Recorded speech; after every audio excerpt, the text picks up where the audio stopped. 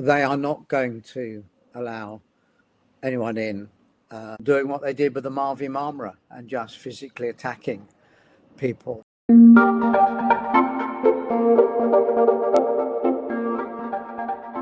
Welcome to Renox Media, and here with us today we have Glyn Secker. He was on the flotilla to Gaza in 2010, and today we will basically have a little conversation about the Sumud Flotilla that today set sail towards Gaza. This morning at 11:30, the main committee with Liam Cunningham, Greta Thunberg, and others basically had a press conference, and then they had, there were like thousands of people in Barcelona to cheer all the activists that will basically go and start this journey, which in a sense is very dangerous because this year it's the fourth time that activists are trying to bring aid to Gaza. And we just read an article from Yeshiva World News that Israel prepares tough response as large ever Gaza flotilla heads out from Spain. So they are preparing with big guns, apparently. Yeah. So how do you feel about that?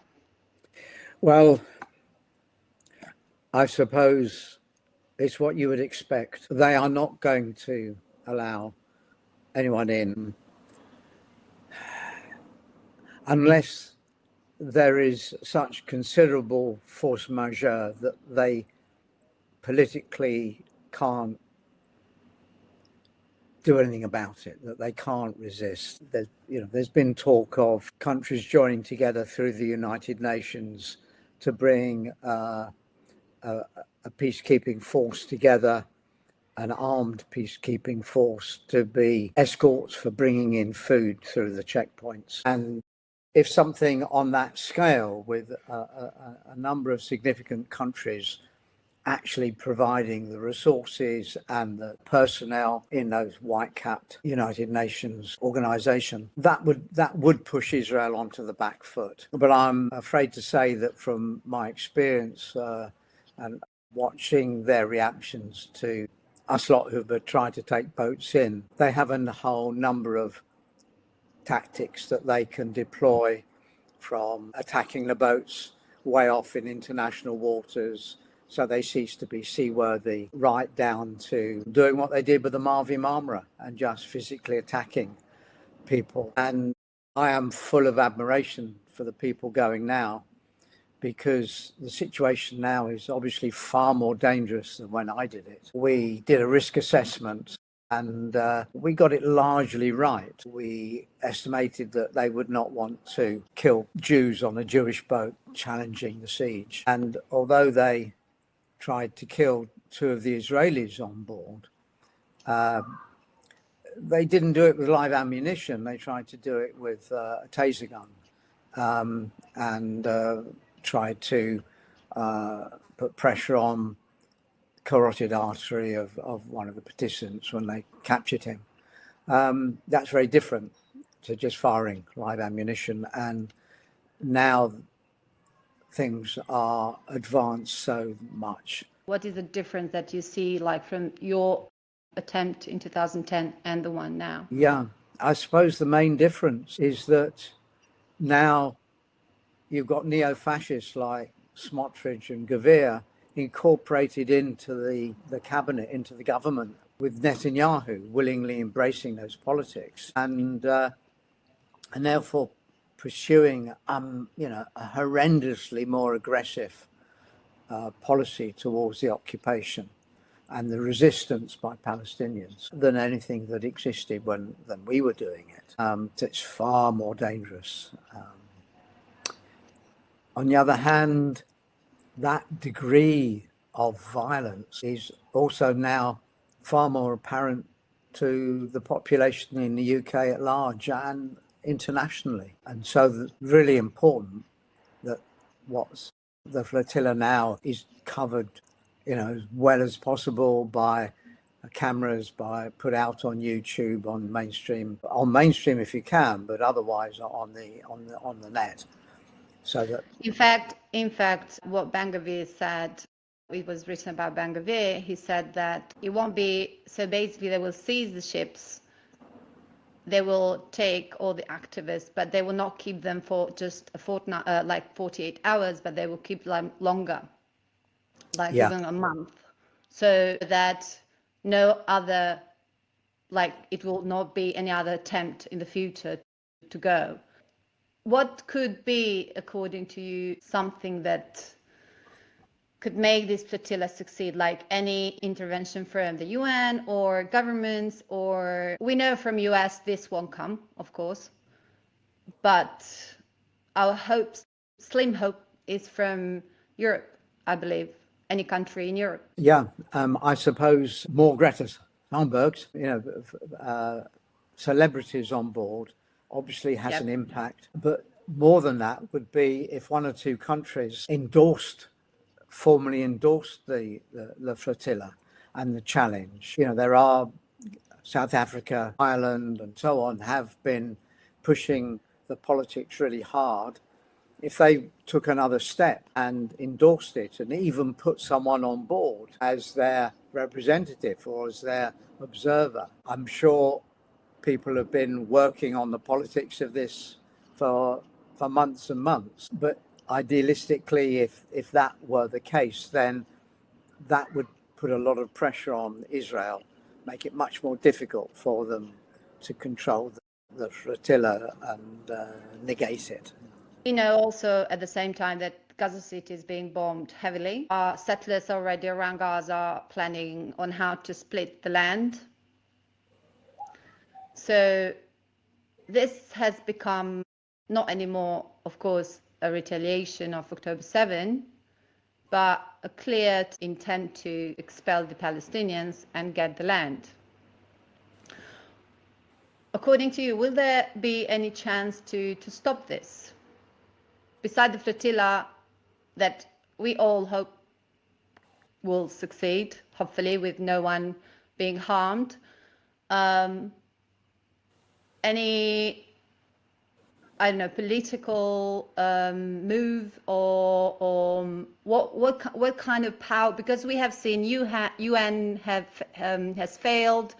ICC, that yes, they have warranted the arrests, but nothing has been done, like, practically. So how can Israel be stopped? I think you have to come back to the boycott movement. You've now got at the international level, Norway is now disinvesting sovereign wealth fund, saying that there'll be no imports or exports from Israel. We have to see this being implemented, but it looks as if it's going to be.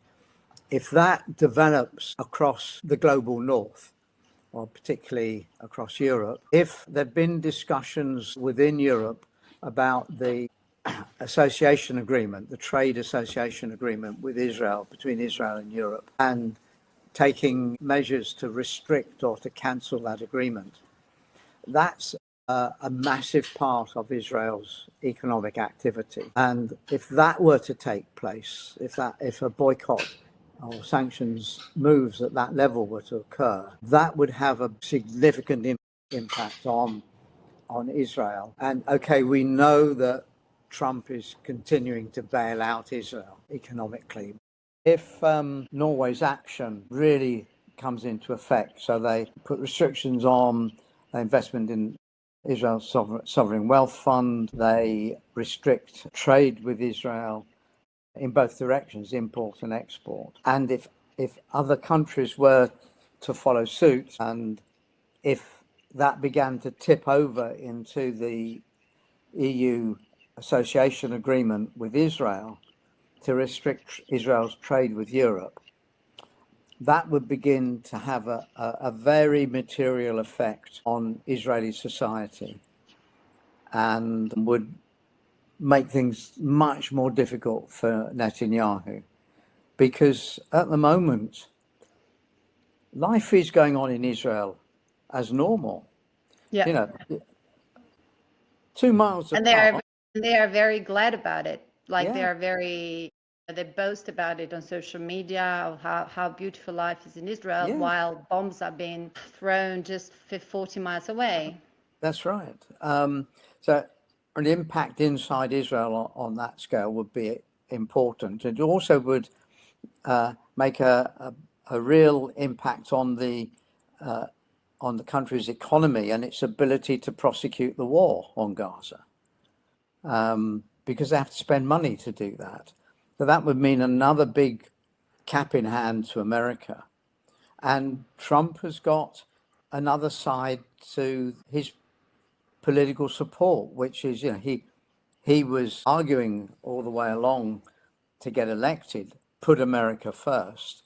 And within that political cohort of people are saying, why are we giving all this money to Israel? We need it here. Whether it actually reaches the people who need it in the States is an entirely different question. It would make it more difficult for Trump to unconditionally back Israel. I think that's one way forward. The other one, of course, is that the horrors that are being committed are making it more and more difficult for Israel's foreign relations in the Middle East. Those relations now are in tatters. And what you've got amongst the leading politicians in the government is a real recklessness. They want to destroy Iran's nuclear facility.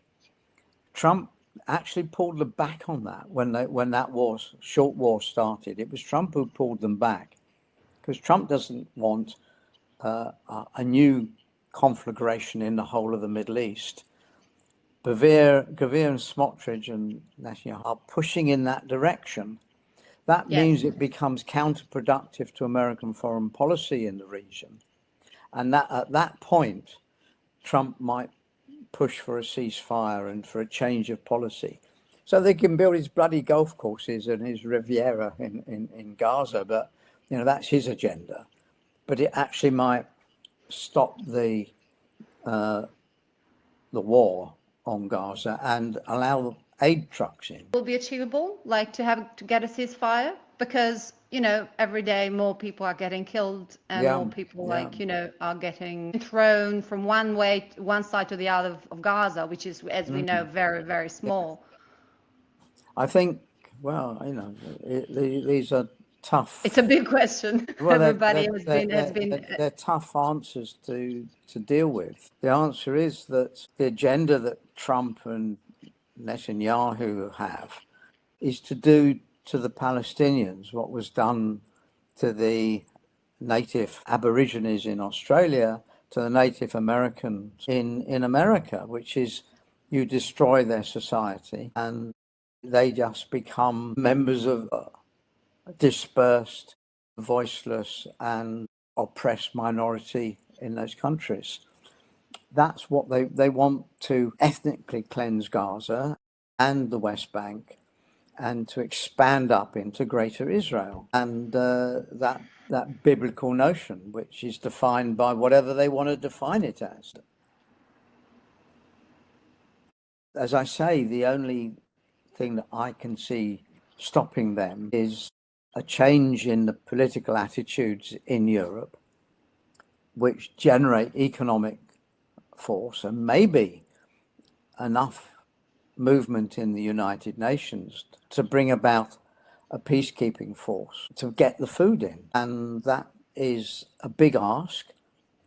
But on the other hand, the extent, the grotesqueness of the genocide, the way it's being conducted at the moment, is such that it is driving people to these positions of we have to do something. And it's positions of people who are in positions of senior leadership at the international level who are beginning to say we have to do something, because they begin at last to recognize that fine words mean nothing. I was listening to interviews to the participants to the flotilla, and some of them were crying, some of them, were greeting their loved ones, and some of them were saying this thing shouldn't happen. Like, it's not the duty of the citizens to do this. It's the obligation of the countries, of the governments, to stop these massacres.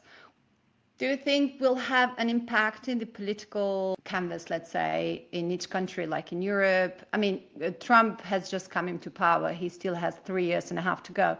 But the position of many governments like Italian, like France, which has said they will recognize but still are not doing anything, Britain, etc.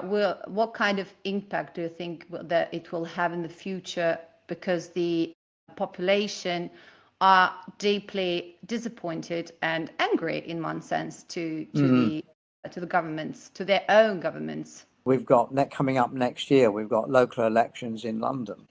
Gaza is featuring significantly in the media at the moment, in the mainstream media, and it will feature in those elections. Whether it will feature enough is difficult to tell, but there's certainly a large number of people, all the hundreds of thousands of people who are backing Jeremy Corbyn and Zara Sultana. They're going to be active in these local elections, demanding of candidates, what's your position on Palestine? They're going to have to answer. And so, my local election here, there was a by-election in where I live, and a Labour Party person lost to a Green Party candidate and that was very significantly to do with his position on Palestine. That's going to be replicated across a number of local authority elections next year, the local elections. And it'll occur again when we get the next of local elections in the rest of the country, which come at a different time to London, which won't be long before the general election. So that's going to be a very important rehearsal for the Palestinian politics insertion into the general election. But it will be there because this new party, which hasn't got a name yet, it's called Your Party. Both Jeremy and Zara are very, very strong on Palestine. So it's going to be there on the agenda. And Starmer's burnt his boats on that. So it's going to hit his campaign really hard. But of course, there are lots of other issues which the election will be fought on. I'd like just to do a last question that I had in mind. Have like an idea or a feeling or people that you have talked with on what is the take or the feelings or the thoughts of the Jewish people in London? You can see indications of internal tensions within the different Jewish communities in London. The most obvious one, not that recently, a few weeks ago, so fairly recently, was the main establishment body representing Jews in the UK is the Board of Deputies of British Jews.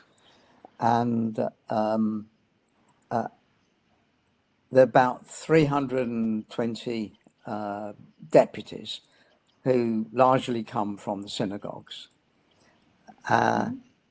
36 recently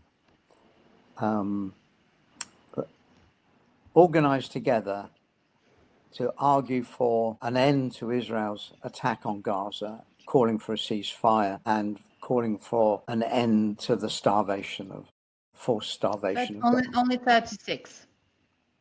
And then another 36 who didn't put their names to this, didn't feel secure enough to go public. But there were, we learned, another 36 who also felt the same way. And that will come from a combination of their own values and probably the feelings in their individual synagogues. So you've got 70 odd out of 320 odd. That's not, it's a minority. So you have felt like a shift from, let's say, October 7th till now in some parts of the Jewish community? Yes. And then you've got a Jewish group, which is developed from being very much participants in the traditional Jewish communities. The youth group, Namod, was formed by those young people who felt that their shuls, their synagogues and so on were so uncritical of Israel and its prosecution of the oppression of the Palestinians, and this was developing before October the 7th, that they wanted to form an organization outside of those traditional bodies, just so that they could be together and support one another and develop themselves as a group with what they saw to be sustaining what they believed to be their real Jewish values of that which is hateful to you, do not do to your neighbor, those interpretations of the Torah. Tzedek, the maxim to do good deeds every day, doesn't say good deeds only to Jews, it says good deeds to everybody. Those basic principles they felt were being violated. And so they formed Namod, and Namod is growing now, particularly after October the 7th, and there's a movement within what is now called Progressive Judaism, which was the combination of two previous groups, progressive groups, and there's voices within Progressive Judaism calling for a ceasefire, calling for an end to the starvation, and so on. So this is happening, but the group that is always taken by the mainstream media as the voice of Jews in this country, the Board of Deputies itself hasn't shifted, and is under pressure from the right wing within that group. Within the Board of Deputies, sections of the Orthodox community, not all the Orthodox community, but vocal sections of the Orthodox community, who are saying if the Board of Deputies doesn't discipline the 36 who defected, they will leave the Board of Deputies. This Orthodox group, as I say, not all the Orthodox groups, but the Orthodox group, an Orthodox group within the Board of Deputies, said they will leave, they're threatened to leave the Board of Deputies if they don't discipline the 36. A public demonstration, a public Jewish organized demonstration, organized by the mix of the Orthodox Jews and the progressive Jews, meant to be a broad representation of Jews in the UK, calling for the release of the hostages. During that little demonstration, I think it was outside Downing Street, some of the progressive Jews were calling for a ceasefire. Oh, I saw that video when they were booed. And they were booed by the more right-wing members of that. So, and therefore they're doing this in public, and the fact that you saw it showed that it was broadcast internationally. Yeah. So you have these tensions within the Jewish communities, and the Jewish newspaper here ran a headline shortly after that to say we have to recognize that we can no longer talk about a Jewish community, the Jewish community in the UK. We have to talk about the various Jewish communities, because we are now divided in that there are groups with different opinions. Well, we could have told them that many, many years ago, because there are thousands of us who have had a different position on Israel, saying not in our name all these decades, for decades upon decades. But now they're realizing it's happening, because it's also becoming, the pressure globally has become pretty obvious. And unfortunately, also like from people around the world expressing anti-Semitic behaviors or actions. So that impacts deeply the Jewish community. So I believe that in the future, the Jewish community of the diaspora has to come to a unique position on how to deal with Israel, because at this point it doesn't represent the real Jewish values, but more a colonial project, as many others have said, like international organizations, etc., etc. I mean, and the shifts that I was talking about here have been happening within the Jewish communities in the States as well. So, in the diaspora generally, these shifts have been occurring. It is important, it's significant. And just the last thing, if you'd like to a message for the Global Sumud Flotilla that started today their mission, which is this time, I think, much more dangerous than the other one. Well, I want to say that I admire their courage. I recognize that they are really risking their lives now. We've seen that Israel is prepared to kill people at sea with the Mavi Marmara. They tried to kill a couple of people on our boat. The situation now is far more dangerous and far riskier. And so I offer you absolutely all my solidarity. What you're doing is tremendous, and you will be followed on international social media. I think you will be picked up by mainstream media in the countries from which you have all come. And it will be a story, and it will be another moral challenge and practical challenge to Netanyahu and the others in his government who are persecuting this unbelievable genocide in Gaza and now in the West Bank as well. And everyone should take courage from you people at sea today. We need to follow your example. Thank you, Glyn. Thank you very much. And this, I think, will absolutely make them very happy to, the more solidarity we show to them, the more, hopefully will increase their safety, and hopefully they will succeed in their mission. Thank you again for being with us.